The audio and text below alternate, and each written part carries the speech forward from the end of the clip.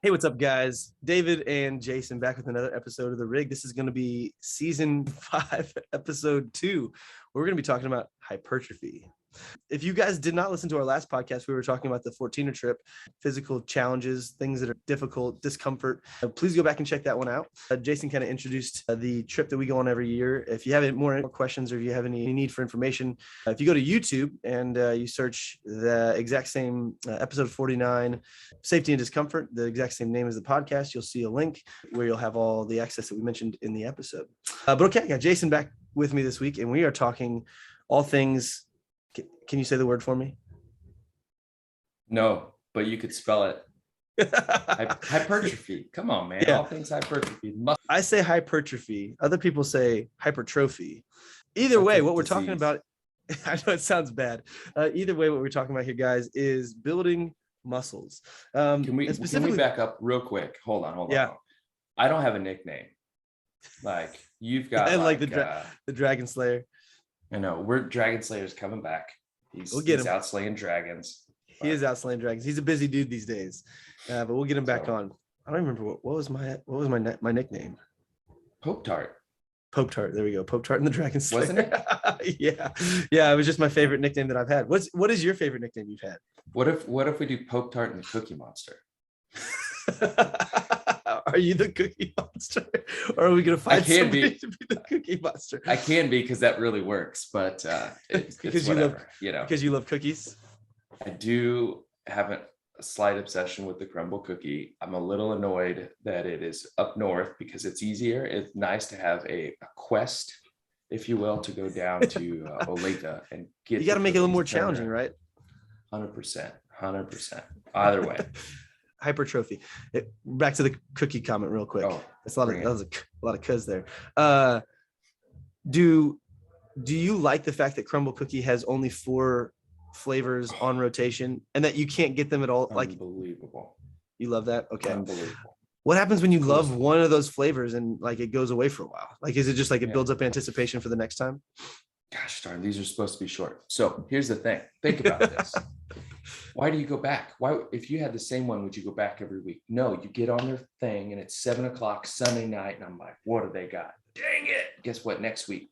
Yeah. So like the ups and downs are like what's amazing. Like it's kind of like the combination between like eating cookies and gambling. Right. Yeah. I got you. It's got the except you don't have to spend anything, right? Like it's not like you put $1 in to get your whatever, like random cookie. It's one of those, like you just check and it's like, oh, okay. Or, oh yeah. Anyways, we'll talk about crumble cookie. It's the coolest. We'll talk about crumble cookies another time, because I actually don't know if they are just in Kansas City or if it's like a nationwide chain or what. And I have a feeling, but we'll come back to that. So if you guys want to know about crumble cookies and Colby, get her on. Yes, she does love crumble cookies more than most people that I know. But yes, we are back to talk about hypertrophy, however you want to say it, muscle building, and why that's important, especially for anybody who's curious or interested in trying to improve their overall health. Across a human being's life, there is this trend, and this trend in the literature, if you want to get nerdy about it. I appreciate nerdiness. Jason knows this. He's going to try and pull me back if I get too nerdy here. It's called sarcopenia, and this is the idea that as you age, you lose muscle mass. Jason just about spit his coffee out for those of you who are listening to us. Sarcopenia, it's a name for the condition that is, as human beings age, they lose muscle. And this is tied to a lot of, especially in elderly individuals, loss of strength, in conjunction with strength, loss of balance. You could tie correlation, loss of bone mass, so like things like osteoporosis, and overall just negative health outcomes. Those are all, I would imagine most people would like to try to avoid those things. And I think that one of the things that is less clear doesn't have to be the trajectory. So if you are a human being who does things less and less across your life, that's likely going to happen. But if you engage in some physical activity, specifically physical activity with 3 main themes that we're going to talk about a little bit real quickly, you can do a pretty darn good job at staving off this disease or process or whatever you want to call it. The main themes that we're looking for, guys, and I'm going to hit one main theme to begin with and then break into 3 more. And Jason will interject some questions along the way. But the main one that we're going to really talk about is a progressive overload. This concept that across the course of whatever training modality, training methodology you're doing. And this kind of goes for everything, but specifically we're talking about muscle building and strength, that muscles and tendons and ligaments, bones, connective tissue in general respond really well to a little bit more stress or a little bit more load applied each session compared to what they did the session before. So that's a really simple way to define progressive overload. And now when we talk about what mechanisms provide the muscle building stimulus behind that, it's a little less clear. But if you were to go into the gym today, and I think exercise selection is important, but actually one of the cool things is that it doesn't matter truly too much what exercise you choose. Like you could choose the bicep curl and you go in and today you do, I don't know, just pick a random set number and a random rep number. And you say, I do 3 sets of 10 with 5-pound dumbbells in each hand. And that's what I did today. And then if you go in the next time you do biceps, let's say it's 2 days later, and you do 3 sets of 6 pounds, that's progressive overload. Like you're literally just adding a little bit more loading to the movement pattern that you're doing over the period of time. And now, if you're asking me, David, why does that work? How does that work? The body is essentially a system of levers. If you think about bones don't move themselves. The muscles move the bones. And as you put something in different parts of your body and you move your body through space with that thing on your body, whether that be a barbell, whether it be a dumbbell, Jason just did a sled drag. That could be something behind you. That could be something in front of you. There's lots of different ways that you move your body through space and make those movements more challenging. But the muscles are the things that move you through space. And if you make it harder for those muscles to move you through space, you're working those muscles, if that makes sense. So could I start with walking? So like we're not talking about isolation, right? So like what if I started with walking and then I put a vest on and then I ran? Exactly. That's exactly the concept of progressive overload. And especially too, for people who are very deconditioned, I think that walking is one of those things that's underappreciated. Now, one of the things that you typically see, like if you were to look at novice or untrained individuals, the stimulus that's necessary is really low. So like the stress that's required is maybe just walking, literally. So every time you walk, you're essentially falling forward and catching yourself with your front foot. Your range of motion is relatively small. So you're not getting a whole lot of, if you were imagine guys sitting in your, whatever you're sitting, if you're driving, don't do this with your right leg unless you got cruise control on. But if you imagined pulling your knee up to your chest and pulling your foot towards your butt, so that's a lot of bending of the knee and a bending of the hip. Obviously, that's not the position that you're going to be in. Let's not do that walking. At all. Even if you're driving, you might need to hit the brake. Let's not do that. Asterisk. What about how about left foot? We don't want to get sued. You can do we don't want to get sued. All right. How about this? If you're not driving and listening to us, yes, disclaimer. If you're not driving and listening to us, take the wheel. you can participate in that experience. But that's a lot of the fancy terms there are flexion of the hip, flexion of the knee. But essentially what you're doing is you're going through a larger range of motion. Obviously, you're not going there when you're walking. Your range of motion is a little bit smaller. Like, so you have a little bit of knee bend, you have a little bit of hip bend, and then you're catching yourself every time you fall. There's a little bit of stress associated on the muscles, tendons, ligaments, and bones, just like we talked about. That's kind of like the check of like, do we stress those things? Yes. And for the untrained, deconditioned, novice individual, you'll get a little bit of a strength stimulus for that for a little while.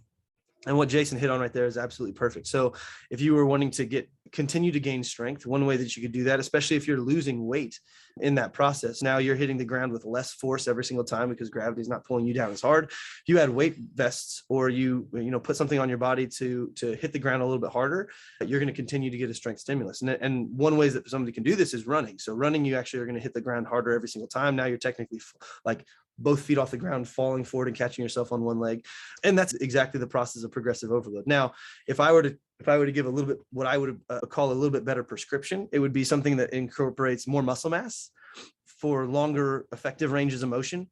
And it's a little bit easier to overload. So with walking, it's not necessarily so clear, like how many steps are you doing? So you could talk about like a distance, but when you go from walking to running, or you go to you changing your gait a little bit by adding some weights, it's going to change the number, the sets and reps. So it's a little bit harder to control, not bad, just a little bit harder to control. If instead you were to go to something like a goblet squat or an air squat, let's call it just an air squat. The deconditioned person is maybe starting with a box squat and they squat down to something and they stand back up, and they might not be able to get all the way down what we would call it's a full range of motion, hip crease below the knee, but they can get down as as low as they possibly can without pain, without discomfort, and then slowly over time increase that range of motion. And let's say you do 3 sets of 5 on day 1, you rest a couple of days, you decrease the height. So now instead of going to maybe a 20-inch box, you're going to an 18-inch box and do 3 sets of 5. You're moving in that same direction where you're progressively overloading. And the nice thing about the squat is once you get to the point that you can do your body weight for the prescribed number of reps, you easily can add load to the movement pattern, to your legs, to your knees and your hips as they're bending, with a kettlebell, with a dumbbell, with a dog. I mean, how much does your dog weigh now, Jason? 55, not 35, 55. 55 pounds. 55. So there we go. So then you could, especially if you buy a puppy, there's a lot of people who bought a puppy for the lockdown, like Milo and the calf. We don't need to go into Milo and the calf, but pick the dog up on day 1, squat down, stand back up. And then next day, the dog will be a little bit bigger, pick it up, squat down, stand back up. So what we're talking about, we've got is that you got hypertrophy, and then we talked about progressive overload. Are they the same thing? You said there's 3 different categories. So there's one main theme, and then there's 3 mechanisms by which that theme could potentially be causing hypertrophy. So yeah, great question. Progressive overload is how we can drive muscle building, or how we drive the adaptation that is putting on more muscle onto the system. And all of these are built upon this concept that the human body likes homeostasis. It likes to be balanced. When we put some sort of stress into the body that's greater than the body can handle, the body will recover, assuming that we give ourselves appropriate sleep, we give ourselves appropriate nutrition, an appropriate amount of time to recover from that stress. We'll come back and we'll be able to handle that same thing next time. So like I mentioned with the bicep curls, you do 3 sets of 5. If you give yourself adequate amount of rest, you give yourself adequate amount of sleep and nutrition, the next day you come in, your body will no longer have the same level of stress from that 3 sets of 5 or 3 sets of 8, or whatever I said for the 5-pound bicep curls. And this is the concept that if you want to continue to build muscle, you actually do need to continue to increase the load on the body, or increase that stress. And there's ways that you can do that beyond just increasing the load, but progressive overload would be that concept. So the 3 mechanisms we talked about were mechanical tension, which is what I'm talking about here, which is load. So you increase the mechanical tension on a muscle or the connective tissues by putting more load on the system. Muscle damage. So whenever you are lifting a load, there's a concentric, which is the up phase, and there's an eccentric, which is the down phase or the lowering phase.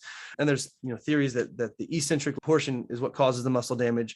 Muscle damage is what causes the soreness. And so there's a lot of times people correlate soreness to like they've done something good, or they're going to build their muscles. Not necessarily always the case. There is a good amount of like, hey, you probably did, it gives you a good adequate idea that you use the right muscles, right? Like if you do bicep curls and the next day your biceps are sore, that's a good indication like you were doing the bicep curl correctly, or you were targeting what you were wanting to target.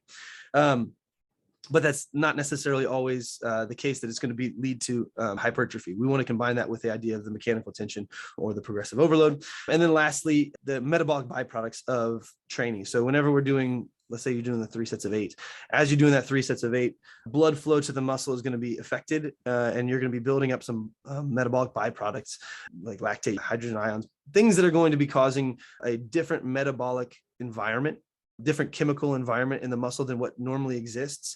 And there's some theories about the clearing of those byproducts, getting those things through the system, the muscle responding or getting back to a balanced portion of I'm used to these byproducts being around, can cause the muscle to grow as well.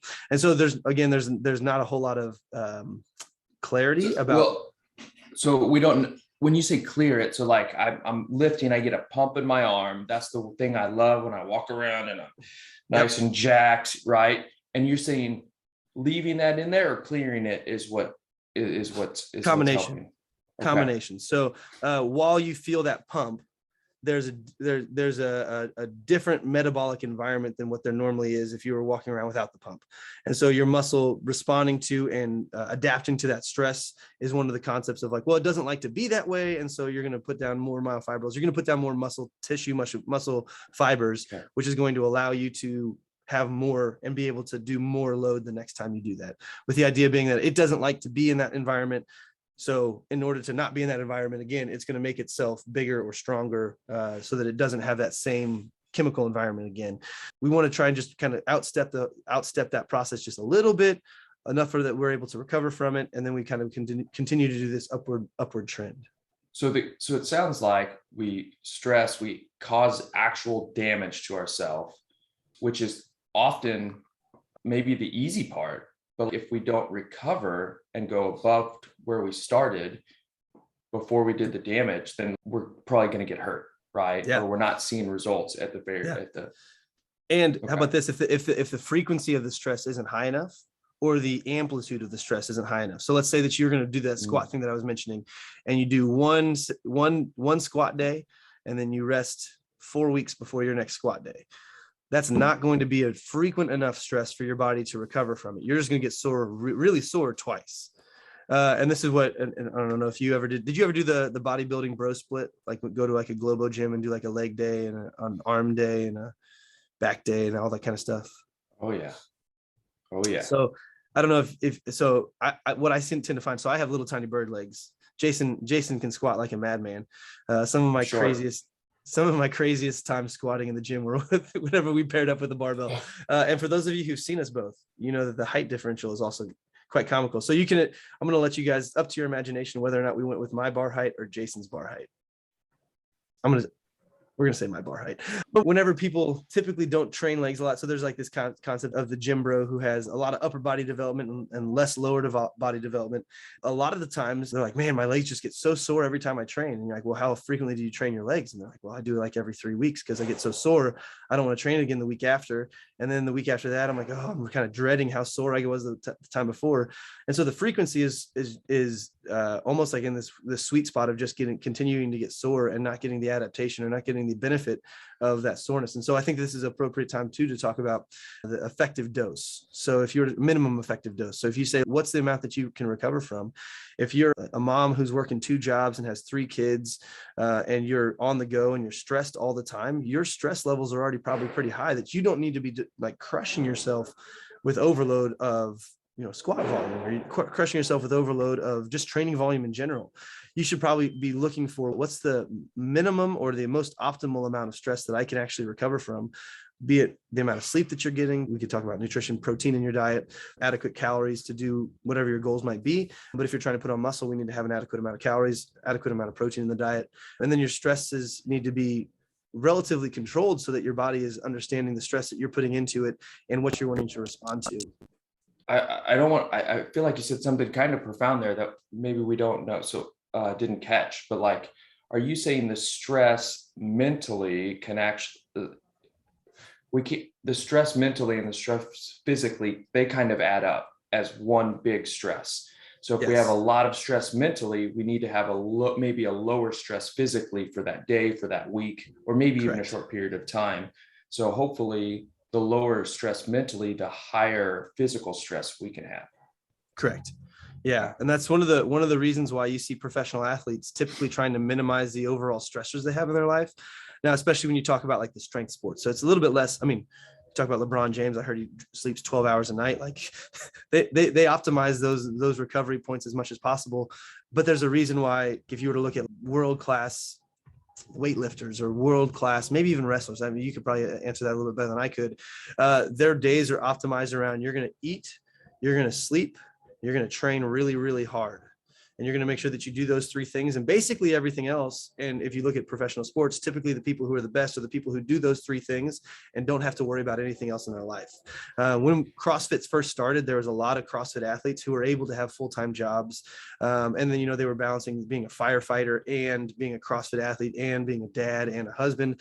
And it seems that more and more we still see those things, but less and less frequently, right? We're seeing more and more of the professional CrossFit athletes, the people who are sponsored and who are able to train 3 to 8 hours a day, depending upon who they are, how much volume they can tolerate.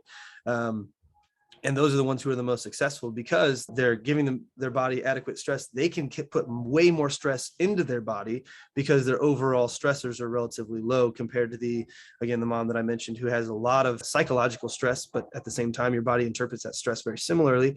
And so the amount of stress that you put into it physically, you're just not able to recover from if you're overdoing it. So our most consistent class and our biggest class at CFN is the 5:30 a.m. Yep. Okay. So I'm hoping by this comment, we don't fill up this class. So even more, actually bring it on. But do you think there's something to the stress level that somebody has at 5:30 that nothing has happened in the day? Kids aren't running around. We haven't had a bad day at work. Somebody hasn't cut us off on the way to the gym, but our stress levels are lower. Besides getting up, it sounds like it's a little easier, maybe easier to get there consistently. And you're not worrying about stuff. So you can actually, you're focus on the workout rather than focus on other stuff, and then let the mental stress fill up the rest of the day rather than flip flop it if we're working out at night. Yep.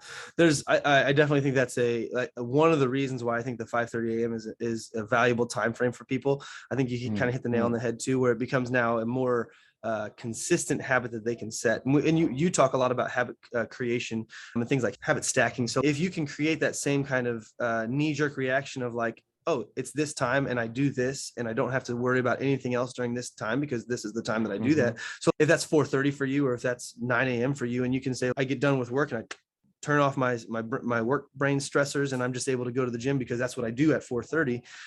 That can work really well. But I find for a lot of people, most times things come up during the day and it makes it more challenging for them to keep that appointment that they've set with themselves. If you do it at 5:30, it's early, it's out of the way. The ironic thing here is actually cortisol levels, which is known as the quote unquote stress hormone, is actually the highest in the morning. That's its peak time is when it is first thing in the morning. That's what essentially, as your body starts to wake up, your cortisol levels elevate and increase. And so physiologically, your cortisol levels might be higher, but psychologically, the inputs that would potentially drive that cortisol up even higher are not to that point. I think there's a lot of interesting, the fatigue component of that too, right? Like even if it's a perceived decision fatigue or perceived like I have so much stuff going on, even that's just perceived as opposed to actual, that stuff is relatively low in the morning. And I think that it allows people to be a little bit more consistent and then also maybe a little bit more singularly focused when they're doing the thing. And the last thing that I want to leave people with is that your training age does matter here.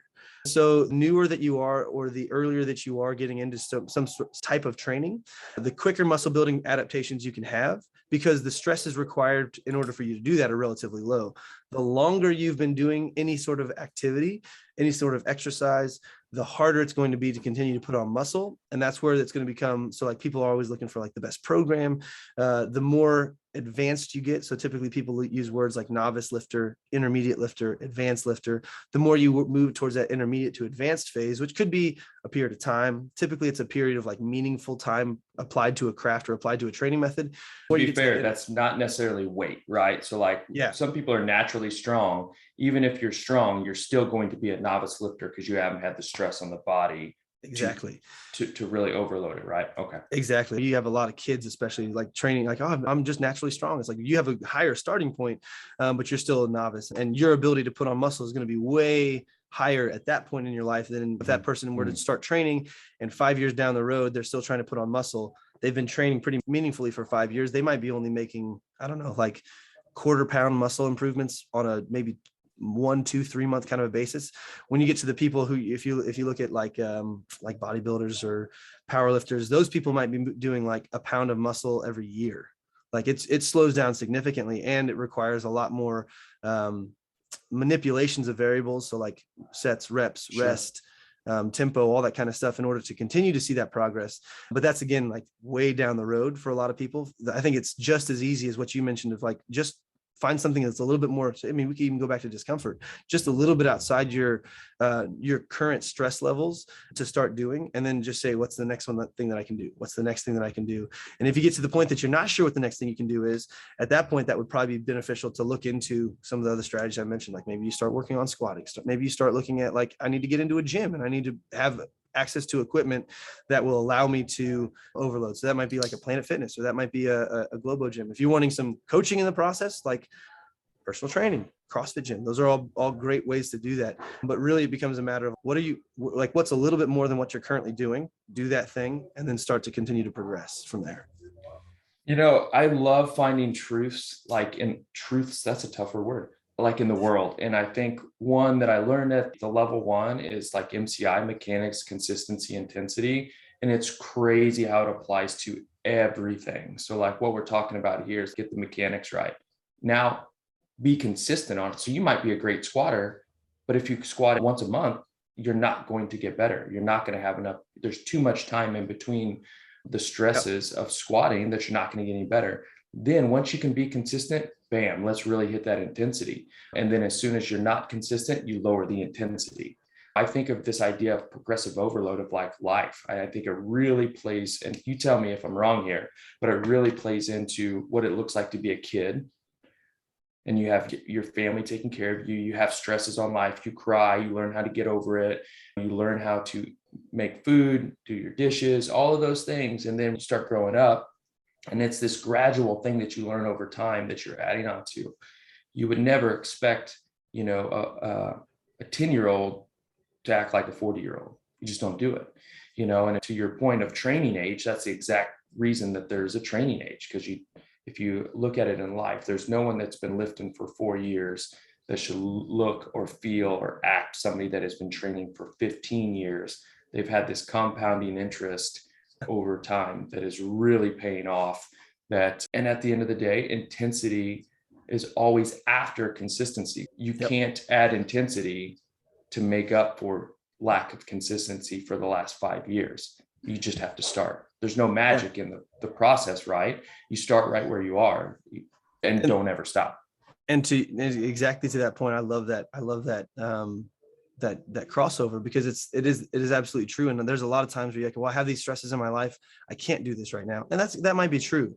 What you'll typically find, and I think that the people who are most successful with that concept of, consistency would be seeing it as a light switch of either they're on or they're off. Like it's like kind of like the thought of black or white thinking of it's either black or it's white, it's yes or no, of like I'm either training or I'm not training, having the ability to dial back. So instead of it being like, if at 10 is like you're hitting it as hard as you possibly can, your intensity is turn it up to 11, if you will.